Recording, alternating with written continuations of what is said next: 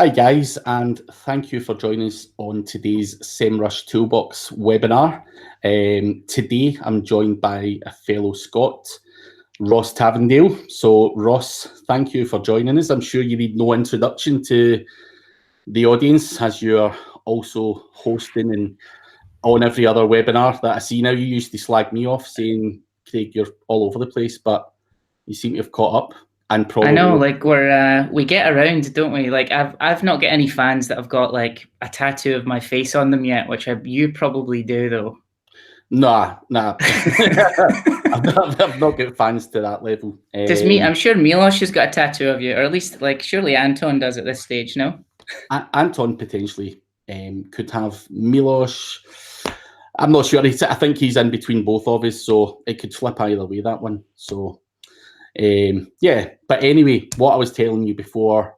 So everyone, we're going to be talking about the link building tool first and foremost. But while we are waiting for people to come in, we'll just give it a couple of minutes. For anyone who doesn't know Ross, I'll let you introduce yourself, Ross, for if there's any newbies out there. If you want to tell them a bit about yourself.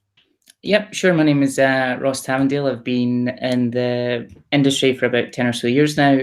I'm the managing director of a company called Type A Media, and we specialize in data journalism and programmatic PR, which is obviously a subset of link building. So that's me in a nutshell. Me and Craig are actually from the same place. And what we were talking about earlier was the fact that we sound completely different, despite the fact that we probably lived like in one town away. Yeah, it's weird, but I like your excuse that it's your mum's elocution lessons and not the posh school that you went to. What's your excuse? Do you have a stroke or something? Is that well, we will have a stroke in a minute once you see what I've got. So me and Ross always have this. So being from Glasgow, we dress casually, and Ross has got this posh accent down in London, wearing his little suit jackets and the kind of brogues and all that kind of stuff. But believe it or not, this is a real story. I get voted the best dressed SEO recently. This is no joke. So did they all have Labradors and white sticks? I'm serious. So there was me, you, Lucas, Chris Simmons, and I can't remember who the other guy was. He wasn't very well dressed anyway. He never came anywhere near it. I won it, but I feel really bad because you're always claiming that you go to all these kind of boutiques in London and buy shoes. So I've upstaged you because you're always wearing those brown brogues. I've went and bought myself a pair of brogues. So I'm going to be joining the brogue brigade, and I might even get a trench coat as well and a briefcase, so I can come down and hang about. I think when the circus are looking for new applicants, wear them, and you're a shoe-in for the clown. That looks wow. Yeah, they're not actually mine, by the way. They were bought for a bet, but I knew they were right up your street. So love it. So one other story. So I was down in Chester last night, and I was talking to Mike Field. I don't know if you remember Mike. Mike, who helped organise Chester, and he's going. So he was talking about your Canonical Chronicle, and he's saying, what do you think and all that? And I said, me and Ross have bantered about it and all that kind of stuff, and we were talking about it, and he says, you know what, he says, I secretly watch it. He says Ross is actually a very funny guy. Write it down, press release, someone thinks I'm funny. Your Canonical Chronicle is more famous for the jokes rather than the information, it seems. I know, yeah, bad jokes and dad jokes and memes. That's how we kind of present it. But good, I'm glad someone's getting some value out of it. Thing is, search news is boring anyway, so if you can add a little bit of humour, it kind of helps. And are you rolling them out weekly, or how's that going? Yeah, man, we're rolling them out weekly. We're now rolling them into different sectors as well. We're getting about 100,000 people watching them collectively across all platforms every month. So for like search updates, I think that's okay. That's pretty decent, and we've just kind of started. So, yeah, it's been going well, and hopefully we can keep growing that and start new shows and all that. I mean, I'm in a dedicated studio, so it feels silly to waste the space. Just if you're wanting any training on kind of better jokes and kind of slicker moves, give me a shout, man. I'm always up for a bit of coaching. So that's right. Well, if I ever need any toilet humor or dick jokes, I know you're the man to phone. Cool. So we're 5 minutes in. So what we'll do is we will get started. So what I'm going to do is just start to go through the basics of the tool, where it is, what it does, and where to find different parts of the tool. So it will be the link building tool we're talking about, and then you can come in after 15 minutes or so and show us your perfect examples of how you go about link building and some of the strategies and everything, which I'm sure people will be dying to hear. So I will start sharing my screen just now. And I'm not allowed to, I need to be quiet for this, right? I'm not allowed to heckle you throughout this. No heckling, man. Okay. I don't like pressure. So first things first. So it's going to be the link building tool that's on SEMrush. So just to show you where it is, if you go to your main dashboard and go to SEO Toolkit and then go down to link building tool. So if you click on the link building tool, it will bring up this dashboard, which then you can put your website in and all that kind of stuff. So I've preset that up so that we don't have to go through all of that kind of stuff. It's very simple and easy to use. Just add your website and it will start to pull some data through. Now, there is on the top right-hand side a user manual, and it will tell you basically how to configure the tool, why you should use it, deleting a campaign, the limits that you're allowed to use. So you can manually import up to 10,000 domain names to a link building campaign.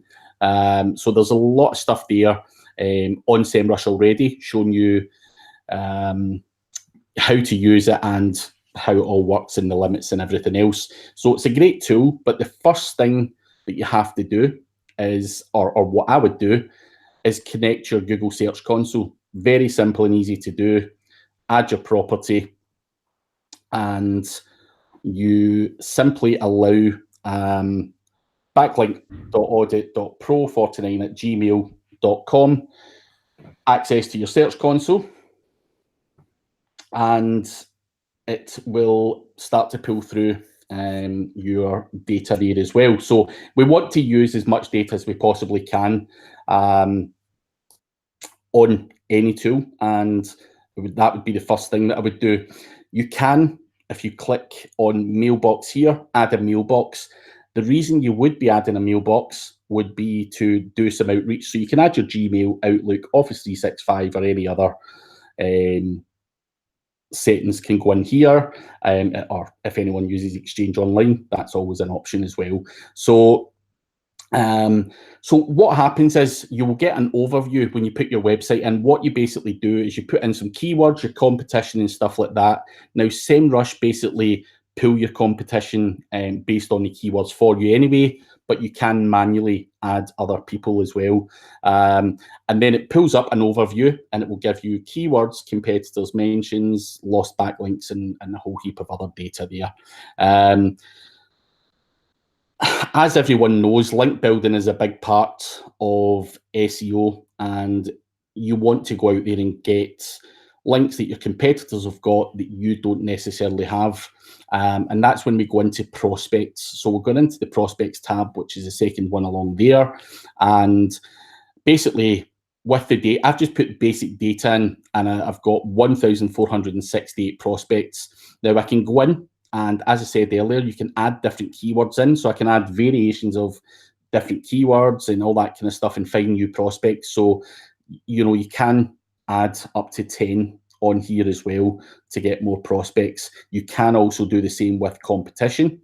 You want to make sure that you're adding that data the best you can. So if you see someone that's doing something really well, make sure you add them in there manually as well. You can add mentions and all that kind of stuff, and you can upload links manually as well. So that's what the prospects tab does. It basically gives you this kind of dashboard here, which will give you the URL. Then you can see the URL type. It will just be general or blog or whatever it may be. You've got a domain score. So the higher the domain score, the better the website link is going to be for you. Trust score, again, the higher that is, the more trusted website it is. And SEMrush also give the backlink source a score out of 5 based on 50 different factors. And before I go any further, there are people from the SEMrush customer success team in the live YouTube chat. If you've got any questions on what those factors are or anything related to the build of the tool specifically, ask them questions in the YouTube chat if you've got any questions on that. And then, so they've got these ratings here. So if I see this website here and it's 5 out of 5 and it's got some decent, a decent domain score and a trust score, I can add that to my outreach strategy. So it may be a guest post. It's entirely up to myself what I want to do. If it was a mention that someone didn't actually link to my website, I could mark it as link for mention, and various other bits and bobs there as well, including recover lost backlinks. But if it was a guest blog post I would like on the Glasgow Chamber of Commerce website, I would simply click add with and then put guest blog post in, and you can basically go through all of these kind of links and find the ones that you feel that are going to benefit your website the most. Now, if you don't like the next link, for example, Red Evolution, who is a very good link, but I'm just going to mark it. I'm just going to press this little X.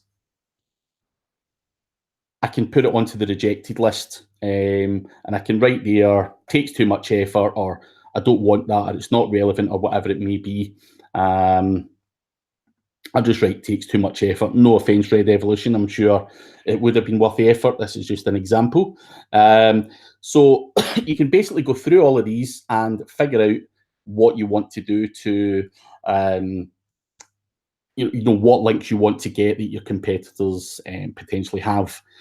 The next tab along is in progress.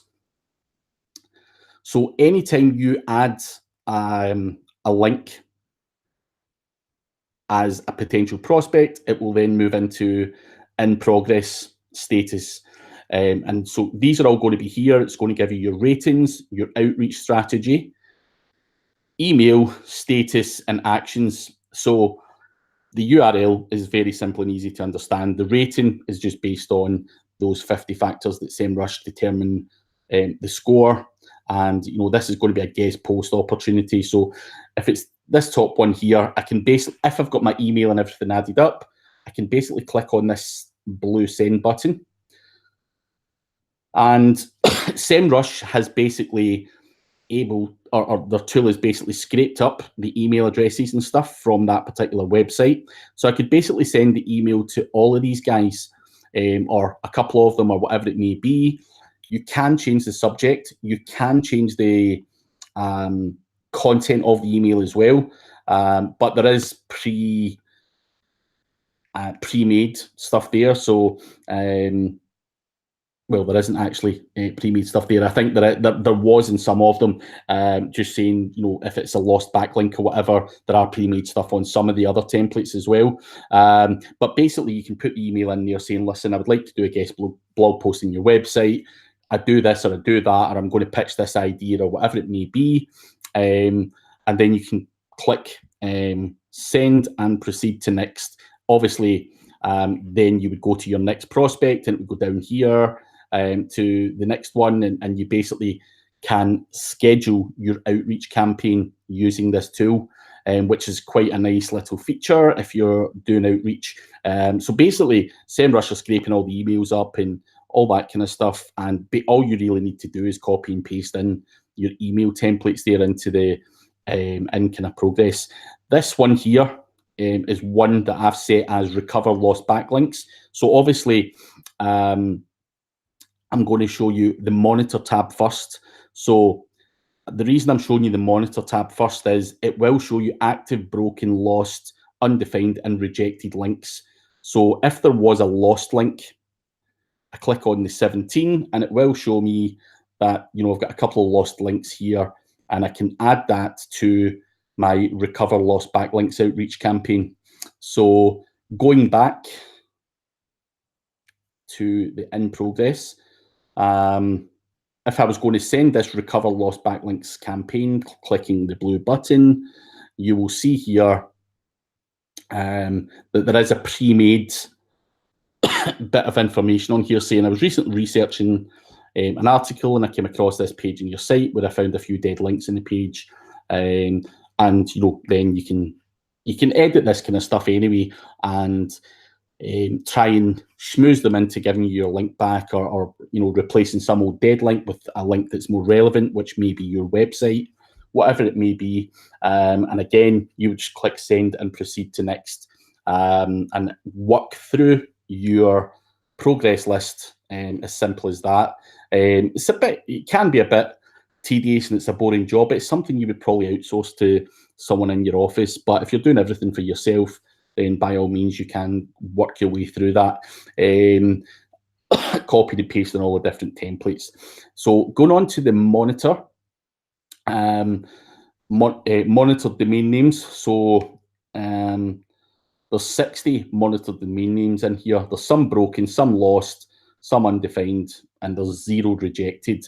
Now, basically, there's 27 active links on here, which are all down here. So there's not much you need to do with an active link. It's working well, and you may want to go in and change the anchor text or whatever. Some of the data that's here, NF, means that link's no follow. It's saying that it's a new link. That's a domain score when it was first seen. So you don't really need to do anything with the active links. Broken links, you're simply going to, it will tell you what the status code is, 403 error, whatever it may be. And obviously there's one here, Brighton SEO, there's a 403 error. It would have been a good link 4 out of 5. And it's probably something that I could potentially reach out to them and add it into my outreach strategy. So you basically go through all the broken links, lost links, and obviously the email, or the content of the outreach email is going to change depending on whether it's a broken link, a lost link. And undefined is basically they're not too sure. There could have been a crawling error, server timeout, or something wrong with the website at the time when SEMrush were crawling it and stuff like that. But normally that would be the case. There's not going to be really too much in the undefined category unless there's an issue with the website in question. So you want to make sure that you keep on top of your link building campaign and build up the best backlink profile possible. And this tool basically helps you do that. And everyone can go into various other tools, including the SEMrush tool, and just look at the backlinks. And you may want to use, for example, Mailshake or something to do your outreach. You can do it all from SEMrush now, and that's quite a cool little feature, because rather than importing and exporting data and all that kind of stuff, you can work from the one dashboard. And I think that's obviously something that's key, and obviously keeps your costs down and stuff like that as well. So if you don't want to be paying for multiple tools, then this is a great option for building links. You can also find other prospects based on, as I say, different keywords and stuff like that. So you just want to rinse and repeat, and do this process on a regular, ongoing basis to make sure you're getting as many backlinks as your competitors. So that is pretty much what the link building tool does. SEMrush are always looking for feedback on these tools. You can send feedback by pressing the button up at the top there, the send feedback button. If there's something that you think is missing from the tool or something they can better, then you can make those suggestions. And SEMrush are very good at taking your suggestions on board and hopefully improving the kind of link building tool there. So that is me. So I will stop sharing my screen and let my fellow Scott take over and show some of the good stuff. This is the stuff people have been waiting for. Yeah. So all the manual outreach stuff. So do you you do training mostly? Is that right, Craig? You're out of the agency game, so you're not in the world of helping people acquire links anymore. Well, I can help them. I acquire links, but not by doing outreach. If I want to use someone to do outreach, then I would potentially use someone who specializes in outreach and does that D&D out, and they've got a good list and all that kind of stuff. So personally, no, I wouldn't. I outsource that side of it for outreach, because there's people that are better at it and the processes are better. Guys like you've got your contacts, your process, your tools, and you're doing it D&D out. So I just wouldn't be peddling about with that. But yeah, I've got out of the hard work and into the training. It's the way forward. Absolutely. Yeah, I might need to follow suit soon. You can see that I'm actually only 18. You can see the bags under my eyes starting to already go. Well, thanks very much for that. There's a bunch of stuff in the chat. Feel free, if there's anything coming through in the chat, Craig, just shout at me. What I'm going to do for this is I'm going to set up with technical link building strategies and tactics, and then show them how to do it inside the SEMrush tool. Cool. So kind of generic technical link building stuff. If you're not in agency land, you probably won't know a lot of this stuff. Typically, our agency only do like PR sort of stuff. So we're looking at creating stories for journalists and pitching them ideas over time. But this is a lot more on the kind of technical side. So if you've got some tech SEOs or some outreach people in your organization, this would be perfect for you. So without further ado, let me share the screen.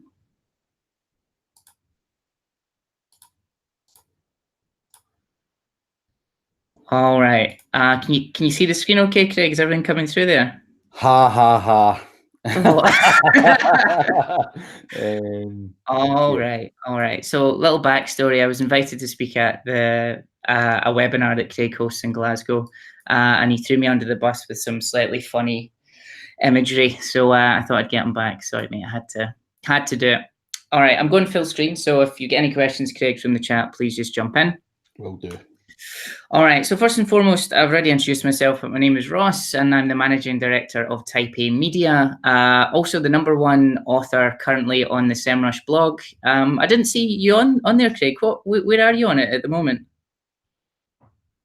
I've no idea. I'm not playing that game, to be fair. That's ego-driven. I'm only kidding. I know, I'm an egomaniac. We host the Canonical Chronicle, which gets about 100,000 people watching every month. And I do a lot of speaking, and apparently I've got a career in karate, as that picture would suggest. As an agency, we kind of like to pride ourselves on thinking that we can act like technologists. So we're very into using technology like SEMrush to power a lot of this stuff. And indeed, we use SEMrush's API to make our own tools to kind of get us into a place where we're making these kind of world-beating solutions. So without further ado, let's get right into it. So we're going to have a look at how we're going to run technical link building activity that does not require an asset or indeed a PR team to run it. Before we get started, I just want to frame in your mind how we kind of talk about that. So typically we're looking at link building in kind of 3 dimensions. We're looking at hygiene, which is just looking at your backlink profile to make sure that everything's pointing to the correct place and there's nothing broken. Defense, which is finding everything that your competitors are doing and staying one step ahead of them. And then growth, which is once we've got all that stuff taken care of, where can we find new opportunities to actually grow our backlinks and actually beat the competition? All right, so first and foremost, we have something called brand reclamation. So for those who don't know what brand reclamation is, it's essentially when anyone mentions your brand name, or perhaps even if you've got a high profile CEO or something along those lines, if you get mentioned in the press or mentioned on a website, but no one links, you should probably reach out to them and say, thank you so much for writing about us. We really appreciate it. You forgot to cite your sources. Would you mind adding a link in? Now, Craig highlighted this. Craig, can you still see the screen? Is it going to the SEMrush page? Yes. Perfect.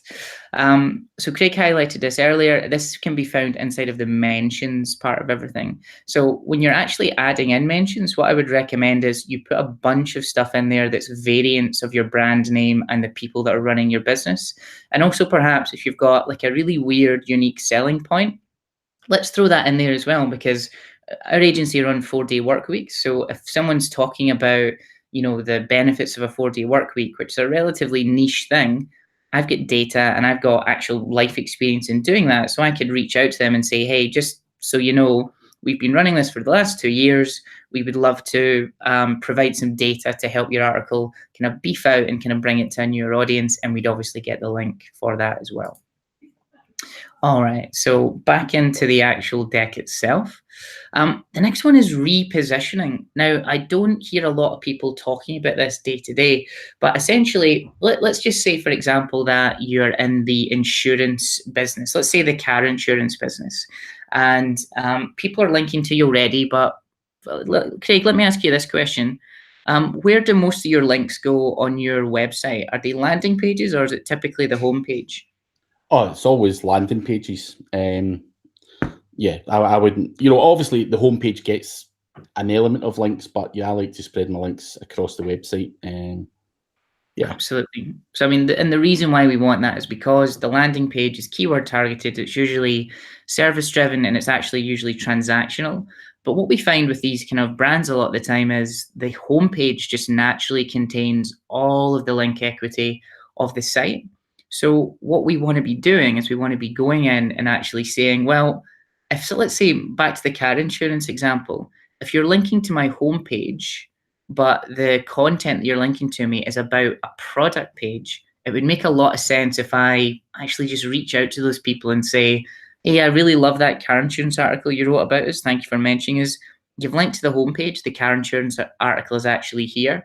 So it's a kind of form of reclamation. So the way in which you would see that, again, jumping into the SEMrush tool, instead of it being the link building part, you would actually go into the backlinks part. So you want to go to domain analytics, and you want to go down into backlinks. Then you want to put in the domain that we're talking about. I've just used our website as an example. And then we want to actually find, okay, so I can see that our homepage has got 46 individual backlinks. Okay, so if we click into that, let's say we've got a service page, an SEO services page.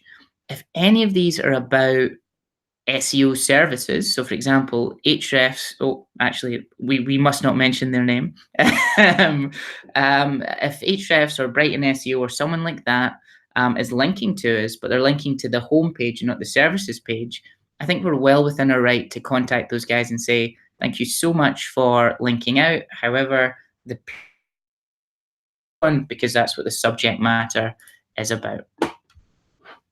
All right. Next up, let's look at some defensive stuff. So stuff that's been acquired from the backlinks themselves, and doing a bit of competitor analysis as well. The first thing I'm going to look at here is something called a link intersect. So if you can imagine that if 5 of your competitors have all got links from one particular place. So let's say that 5 agencies in London, for some reason, craigcampbellseo.co.uk is linking to all of them, but not me. That's a really good sign that potentially on that website, there's some sort of resource page or hub page, or perhaps they take content from people like me who talk about my particular area of expertise. So that would be a really good place to actually find people to pitch ideas to and start outreach to. And the place you can find this inside of the tool is something called the competitors report. Again, this is not in the backlinks tool itself. It's actually in the backlink report. So if you go again into domain analytics and then into backlinks, we can start to see all of the people that are actually linking to you. And you can see this thing called common referring domains. Okay, that's interesting. So inside of typeamedia.net, which is my site, of these people, we're sharing 7 different domains. So what I want to do is I actually want to export that stuff, get it into Excel, and I want to start seeing where all the crossover is. Because if there's 5 or 6 people all getting links from one particular source, but not me, despite the fact that we're super similar in terms of what we do, it stands to reason that we should also get links from them as well. All right, and next up is broken link building. So this is a kind of classic one where essentially what I want to look at is either on my backlink profile or someone else's backlink profile, I want to see any live links that are returning a 404 error, meaning that they no longer exist. So typically what we can do is download all of the backlinks and then crawl them with a crawler, get the header response and pull out all the 404s. But something really interesting that Craig pointed out earlier in his demonstration is in the link building tool itself, you've actually got inside the backlinks, you've got all your lost links. So when we actually come into it, let's say we put in a website here and hit search. This is all the links here. If I actually say, okay, show me all their follow links and show me all the text-based links as well, and show me the ones that have recently been lost. Here we can see a bunch of links that my competitor has recently lost and are now 404ing. So I could realistically reach out to these people and say, oh, hey, you're linking out to a broken resource. Would you like this new content to update it, or can you add us to the page instead? And my advice for this particular one is, when we're doing the outreach for it, don't go in with the ask straight away, because typically what happens is when you do any sort of outreach to tell someone something's broken on their website, they're going to come back with either no response, which is very, very common for this style of outreach, or they're just going to fix it and that's it, all done with. Ultimately, you want to start and build a rapport and actually get the response from the person. So instead of the ask, just tell them, hey man, there's something broken on your site. Just so you know, let me know if you need me to guide you to where it is. They email you back, and the moment they've emailed back, you're now in a dialogue, whereas before you were just cold emailing someone and you've now got a little bit of space to build a relationship. What I like to do from there is see if they're on Twitter or LinkedIn, and whatever's in their email signature, start a conversation about that. So if I see the guy when I go into Twitter is like a mad football fan, so for any of the Americans or Canadians, if someone came to me from, let's say, New York, I would say, oh, and I seen that they were a fan of like the New York Jets, I would mention that in the email to build rapport with the guy before I went and said, oh, by the way, I run a similar website. We've got really great content. We can either make you fresh stuff, or we can actually replace the old stuff that's now broken on the website.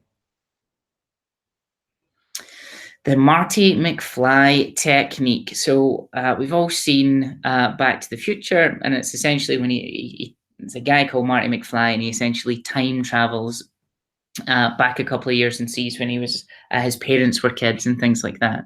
In this particular one, what we want to do is we want to have a look and see of any pieces of content that has previously had tons and tons of links. I'm using the term car insurance as an example. If I go and find everything that got tons of links, let's say dated 2017 and before, and it's not been updated, there's no reason why I can't take that exact content and just update the data for current, like for 2019. And then when I'm actually going to do my outreach, I very quickly go and have a look at the links that are already pointing to it and reach out to the exact people that are linking to the old resource and say, hey, I understand that you linked to this piece of content a couple of years ago. Well, guess what? We've updated it and it's bigger and better than ever. Would you like to also link to it and start a dialogue like that? Again, really simple way to do this, and it feeds into a content strategy as well as a link building strategy. The place to find that, again, is what we're going to do is we're going to look at all of our backlinks here. So imagine we found, I'm using our friend Andrew's website, I'm picking on him, poor guy. We're looking at this website here, and what we can see is we've got first seen and last seen. What we want to do is click this arrow up button, which is going to put all the really old links at the very top, and that's going to show us all the old content that's actually getting links pointing to it, and it's the most powerful. So from here, I can start seeing all of the different content that's doing really well and is getting lots of links, or at least did do well and did get lots of links, perhaps a couple of years back. All right, next one up is resource pages. Now, this, if you're hearing me say do resource-based link building, you might be thinking that feels very early 2000s as a technique. But just because it's not the cool thing to do anymore doesn't mean that it's not valuable. If you think about all these big content hubs, travel's a great example. So there's a bunch of sites around the web where if you do resource searches plus your keyword, you're going to get a bunch of pages where they just link out to useful resources. So a classic example of this is actually universities.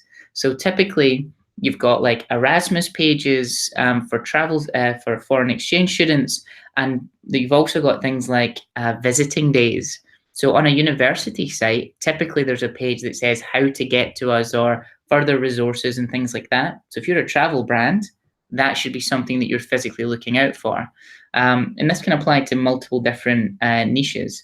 So if we think about it, well, how do we actually go about getting these links in the first place? Well, very easily, we do a bit of advanced scraping. And the thing is, inside of the link building tool, this is built right into it. So the interesting thing here is, you see where it says keywords. So Craig mentioned you can put in all of these different keywords, but what he didn't mention is the fact that you can do advanced search queries. So an advanced search query is essentially just using search operators plus keywords to get more refined search results. So what we can do is put together a query that actually looks at results that are going to have a much higher intent and a higher propensity to link to us. My advice here is, so for example, I'm an SEO agency, so I would not type in big, broad terms like this. The reason being, let me just show you a quick example of what happens when we actually Google this stuff. So if we were to do, let's say, SEO and then, in URL blog, that's so broad that it's going to bring up some of the biggest blogs in the world. And a lot of that stuff I'm just plain not going to reach out to. Oh, there we go. Talk the Devil, the SEMrush blog comes up. I'm just not going to link out to a bunch of that stuff. So when you look at your keywords, make sure that they're slightly more niche. So another thing I've put in here is, you see this little asterisk? That's a wild card. So for example, if I Google something and it's like, top 10, let's say, blogs, that's all very well and good. But if I then put in the asterisk is a wild card. And so what it'll do is it'll pull in a completely different search result and it'll just autofill it. So instead of doing top 10 or travel or whatever, you can add wildcards, and you can add it before and after absolutely everything. So you can just extrapolate out your results all the time and just get bigger and better lists in here. You can do that inside of this tool as well. So I wouldn't advise that you keep blasting Google with in URL and site things. So if you do in URL, blog, and just keep doing all this stuff, what's going to happen? And I'm going to try and do it live. Pets. I'm going to try and do it live to actually get if I keep doing this, eventually Google's going to be like, this guy looks like he's sending automated requests. And when that happens, you're going to hit a CAPTCHA. So instead of constantly smashing Google and pulling out all these advanced operators, let the guys at SEMrush do it for you, because they've got a much more professional setup with regards to proxies. They're able to clean the data and get the data in a much more efficient way. So that's my top tip for that. When we're pulling in resources, what we'd want to say in this instance is in URL, and we'd want to have resources. And then we would want the keyword to be whatever keyword that you're focusing on, but something that's a little bit more long tail. So for example, if you're a travel company, you might want to do things like how to get to Dubai. And you're like, well, that's really specific. Exactly. We're not looking for a massive list, because as you can see here, this thing's just went off and done its own thing, and it's already given me 1,300 prospects. Now, if I was to go through this and kind of mark it as, I'm going to outreach this, I'm going to disavow this, whatever, each one would probably take me 2 minutes to open up the website, have a look, decide if it's good or bad, then add it. So 2 minutes multiplied by 1,334, that's a lot of time we're going to be spending on that. And we really don't want to have these massive lists that we need to constantly chop down. We want to be really specific so we get straight to the good stuff. All right. And lastly is growth. All right, so we talk about guest posts quite a lot. What I'm not talking about here is your kind of classic doing things like in URL write for us and in URL blog. We really do not want to be in that space. The reason being, every SEO in the world is doing that, and getting those links are incredibly easy. And also it leaves a massive footprint. Let me just quickly give you an example doing this inside Google itself. So if we say, in URL, right for us, and let's say in the world of, I don't know, let's do a big generic term like travel. Aha, there we go. That's what I wanted. So Google thinks I'm a robot because I'm smashing them constantly with all of these queries. So if you're in an office, don't do that because everyone will hate you because you're going to get Google blocked. So just use SEMrush to do this. It's much, much easier. All right. So I'm not a robot. Thank you. So you can see here all these kind of travel sites. I guarantee you, I've got this on hundreds at a time so I can scrape it all up. I guarantee you that these are all just completely spammed out with a bunch of SEO people. What we want to be doing is getting something that's a lot more high quality. So what I actually want to do here is, if I'm, let's say, using travel as an example, I want to be using the SEMrush tool to actually be giving me some examples of, let's say, if I'm in travel, maybe I want to say things like, luxury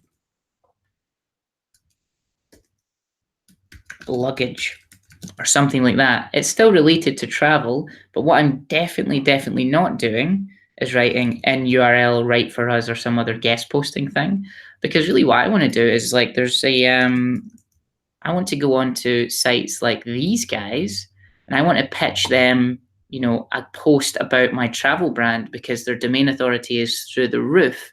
And because they're very visual people and they're very social media first people, they're much more likely to take a piece of content. Now, if I've got leverage, like I've got a big email list or I've got a big social following, I can actually use that in order to get them to agree to it. Because I'm going to say, hey, if I give you this piece of content, which is relevant to your audience and is relevant to mine, I'm going to also share it in my newsletter, which has got 100,000 people on it. And I'm going to share it to my social, which has got however many on it as well. That's a really compelling place to be. And also, try getting one of these links as another SEO person. It's very hard to copy this. Top tip though, I would not email. I would go into LinkedIn, find the social media manager or the content manager of these companies, and I would then reach out to them on LinkedIn and say, hey, I love your stuff. I'd love to do a collaboration. Much, much more likely that you're going to get the go ahead. All right, so moving through the presentation. Now, I absolutely love this one, and it's a bit of a cheeky one. Craig, you wouldn't know anything about slightly cheeky link building tactics. I imagine you're probably on mute. But this, I love doing this. So if you've got a really image-heavy website with lots of individual images that you've taken yourself, so let's say you're a fashion brand, or let's say that you're a homewares brand or something along those lines, where you're taking pictures of lots of products, either in a lifestyle setting or in a product setting. What you can actually do is you can put them on these websites that are image aggregators. Now, a lot of you have probably used the company Pexels. They're a free stock photo website, and they have things like this. So when you type in business, oh, look at that. How many times have you guys seen that picture, right? But if I go and get the image address, and I go to Google Images, and I actually try and see how many websites on the web have actually physically got that image. So I'm going to stick the URL in here. I'm going to take off all this bump that comes with it. And what we're very quickly going to see is everywhere, there we go. So as we can see there, holy shit, there's 25 million results with this one image in it. Now, can you imagine if you owned that image? What is the first thing you would be doing to all these people that are using your image? Do you think they're linking back to Pexels? I don't think they are. Shall we have a little look? The fact that they're using your stuff and not linking to you, that's an easy one for Reclamation. There you go. So just get in touch and say, hey man, you're using our stuff. We don't mind, but if you can please cite your sources, that would be fantastic. And last but not least is university deals. I know it's overdone to death, but if you've got anything where you can offer discounts to students or any resources to students, perhaps it's job opportunities or internships, or even something like we're going to give all students, and a lot of people do it with the armed forces as well. If you're in the police or the army, we'll give you 50% off if you buy from us. reaching out to those websites and saying, hey, we're doing deals for people in this world. Completely legitimate way to do link building. Of course, the reason why people do that is to be good guys and help people out that are the fabric of our society. But if you get a little cheeky link in there as well, I don't think anyone's going to be complaining. All right. So this brings me to the end. One word of caution, however, and I love throwing this slide up. Craig must have seen it about 1 million times at every one of my talks. Think of the risk of doing link building with regards to algorithmic risk and flop risk. So if you've got a really high algorithmic risk, that's things like buying hacked links, that's doing the exact same guest posting on low authority sites constantly, that's things like blog spam. There's high risk that that'll create a pattern and you potentially get either devalued, filtered, or at worst get a penalty, but there's no flop risk. You know, if I'm going to buy a link, there's no risk of me not getting that link because I'm just going to give them money and they're going to give it to me. However, there's quite a high algorithmic risk. If we look at all the way on the other side of the spectrum where there's very low algorithmic risk but bigger flop risk, this is things like high-end guest posts, things of that nature, pitching stories to journalists. I've never seen a article go live in like the Wall Street Journal and then all of a sudden someone gets a penalty for it. However, I have seen countless PR people come up with stories to try and pitch journalists and get links live in those places, and they just don't work. So try and get a nice mixture. And I'm saying, yep, maybe something that is a little bit risky as well, and get a nice mixture, because the whole point of a backlink profile is to look natural, and that means that you're going to need to have links from all across the spectrum. And that is everything from me. Thank goodness for that. I'm only kidding. There was a lot of good, valuable tips in there. So, and I think that's obviously what a lot of people are looking for, is to hear some of those tricks. Even, you know, things like the pixel thing, you know, just using that for link reclamation and various other stuff. So yeah, good. You done very well and gave some good information away. That's the best compliment you're going to get. Given you tried to. You still not threw me under the bus for my terrible fashion sense. Yeah, I did. I bought these just to keep up with you. So we're going to go on to some questions and answers, people. So if you've got any questions that you want answered, whether it's about the link building tool or link building in general or SEO in general, put them in the YouTube chat and we'll try and get as many as we can answered. We've got 13 minutes left. And you can also put your questions in for the customer success team if you feel that you want to know more about the tool and how it aggregates all the data and all these kind of questions that me and Ross couldn't possibly answer because we have no clue about that stuff. But so we have some questions. So I'll start off. Reese Davies was asking, what is your average success rate with broken link building? He finds it difficult unless he has a great resource to replace it. Yeah, broken link building, and hello Reese, by the way. I know Reese from a bunch of meetups and stuff. He's one of the London SEO mafia, which is not as cool as the Scottish mafia, may I just say, Craig. Does he wear a trench coat though? He doesn't wear a trench coat, sadly. No, we'll need to get him told. Broken link building stuff, so like 10%, and it's hard work.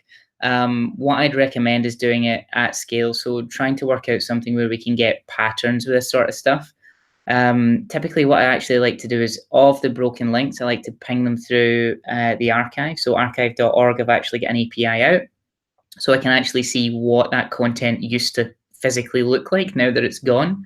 But yeah, it's like 1 in 10. So let me give you some good numbers. One of our outreach team are spending 2 days a week for a client at the moment. And of those 2 days, they're getting about 8 to 12 links live just doing broken link building. So that gives you, 16 hours of effort gets you like 10 tops. So, I mean, it's labor intensive, but if you don't have the money to buy an asset or make something cool, that's a viable option. Good answer. Good answer. What would you do? You don't do broken link building. You just do brand new stuff, right? Well, it depends. Obviously, if there are opportunities there, then I will do it. But as you know, it's not really my cup of tea. I'm more interested in getting more links rather than fixing piddly little broken ones. But always get your broken links and all that kind of stuff done. I normally just give that to someone in the office and they look after that kind of stuff. And I go. You just write good content and you naturally rank, right? Yes, evergreen. Someone said so. Yeah, and it all works well. It seems to go through the roof. So yeah, all good. On that note, we have MP3 Bullet, who said, always on point, Ross. He wants to know, is it possible to buy backlinks? If possible, how can it be done? To buy backlinks? So, well, I think we both know the answer to that. Of course you can buy backlinks. It's physically possible. However, it is against Google's guidelines. So therefore, you may get yourself in some hot water. That being said, I'm not going to sit here and patronize you and say that, you shouldn't do it and it's bad, etc. Look at the risk profile of your business and how competitive your niche is, and decide from there. If you're an agency and you're buying backlinks, you need to speak to your clients and make sure they're well aware of the risks. But also they need to be well aware of the risks of, if you're doing PR and you get nothing and they're just burning cash, that's also a risk that they're just throwing money down the drain. So it's a bit of a balance.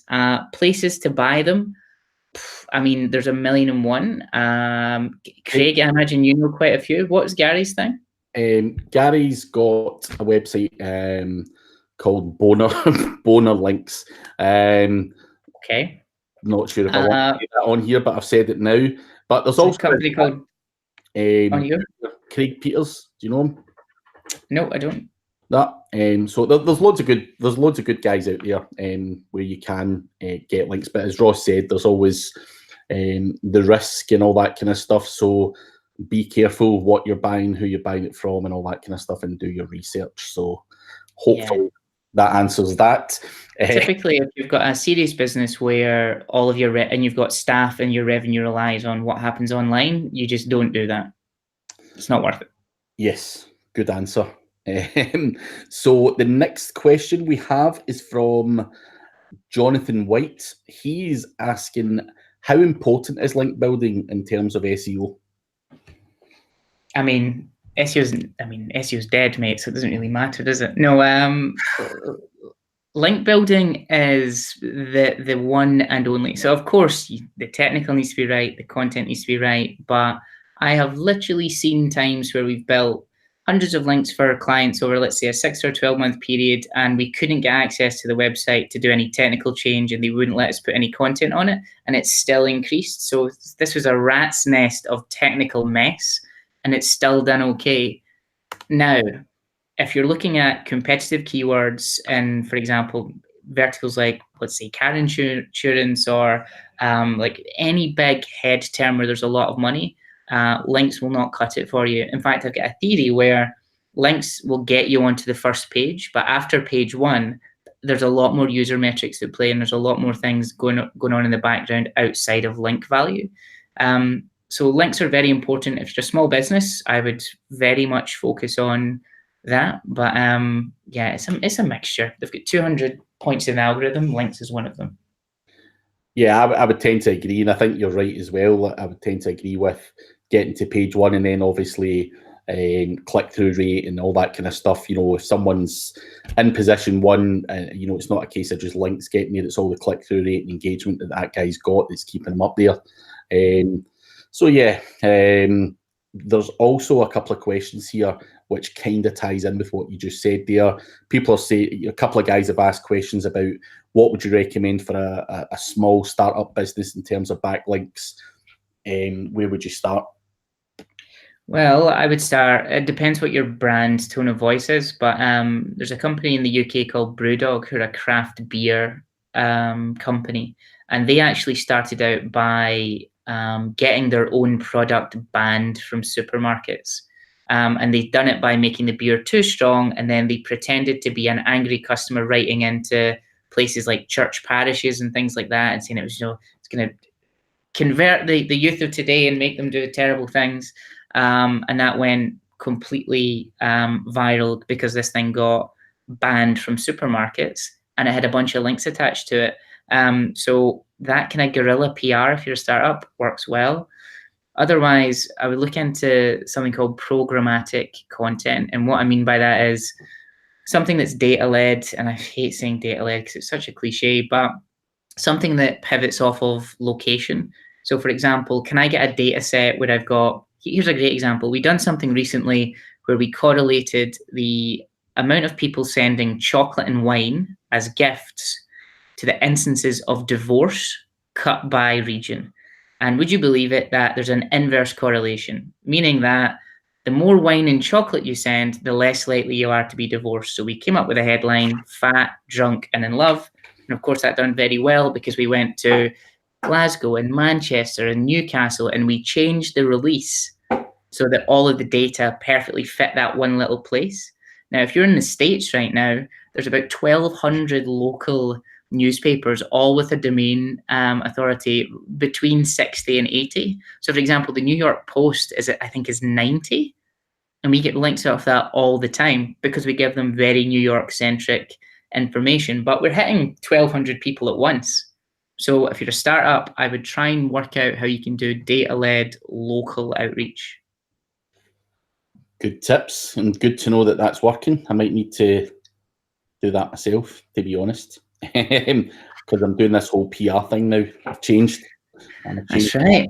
Media training and everything. Yeah. So the next question. So we've got time for a couple more questions if anyone's got any. Scott Adams has said, we've not mentioned finding 404 broken links to your own website, then using an htaccess 301 redirect to redirect it so that it works. Does fixing such a link give you any benefit in search? Yeah, of course it does. It really depends. So if you've got a bunch of 404s on the site, I'd class that as a technical SEO problem, not a link building problem. However, if you've got, let's say, a page with lots of inbound links hitting it and it's 404ing, well, of course, you're not getting the equity from that. So you absolutely should redirect it. What I'd say more than that is what I would look at, Scott, is if you go into archive.org and you actually put in your URL and get the last 10 years of URLs from the archive, and then pull in all your GA URLs, all your Search Console URLs, everything you can find, and crawl them, what you're going to find is not only 404s, but you're going to find things that are 301ing to the wrong place. So typically, if you do a website migration, you do, let's say you've done one 3 years ago and you do one every year. So you're now migrated from website A to website B, then website B goes from B to C. And depending on if it was an agency or just some guy trying his hardest, they might have, what we find a lot of the time, they just redirect the entire domain top level up to the root, which means that all those links that are going to all those core pages are now gone. Yes, they're still there because they're hitting the root, but they're hitting the wrong pages.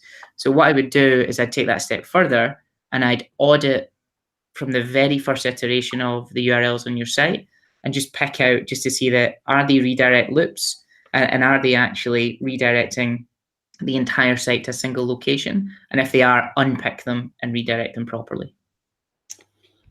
A great answer.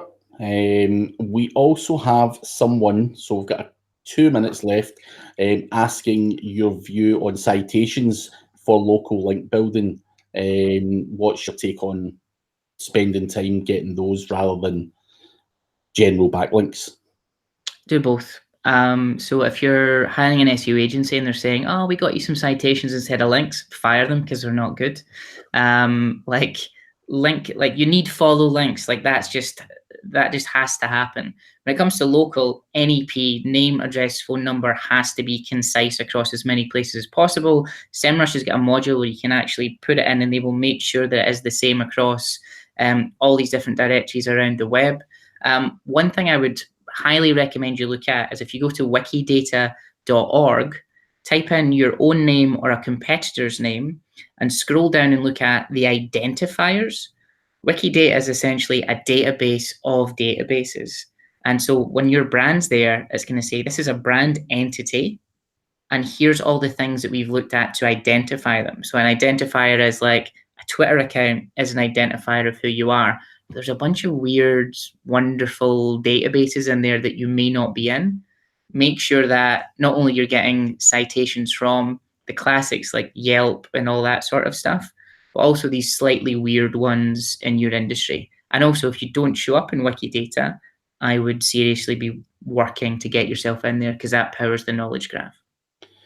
Cool, a good answer. I would also add to that you know, a part of when I don't really do it anymore, but doing a local SEO campaign, one of the first things I'll do is just get citations, just to build up a bit of trust, and just get that name, address, and postcode out there, which obviously Google are looking for the map listing. So it is the first thing I would do. It's obviously not hugely powerful, but I would highly recommend doing it. It just moves your domain metrics up, and then go on to get better quality as you progress after that. But the wiki data, that's a good one. I'll need to have a look at that one myself. Yeah, you find a bunch of mainstream newspapers have got directory dot where you can submit yourself. So I know in the UK, like there's all of the massive newspapers have got directory subdomains. It's all no follow and it's all citation stuff, but it gets crawled regularly, so it's probably quite a smart move to be in there. Yeah, no, definitely. Nice. Another little tip. But sadly, we are out of time. Hopefully, we've given some decent knowledge. Well, you've given some decent knowledge bombs. I've just sat here and asked the questions. But absolute pleasure, Craig. I'm taking the credit for it. But thanks everyone for joining. Thank you, Ross, for being on. It's been a while since we've been on here together. So yeah. Good to have you on. The next time I'm on with another fellow friend, Andy Drinkwater, in 2 weeks' time. So you will be able to find that webinar on the SEMrush pages and stuff. But thanks for joining, everyone, and thank you again, Ross, for the knowledge and information. We will anytime. catch you soon. Thanks, Craig. Speak to you soon.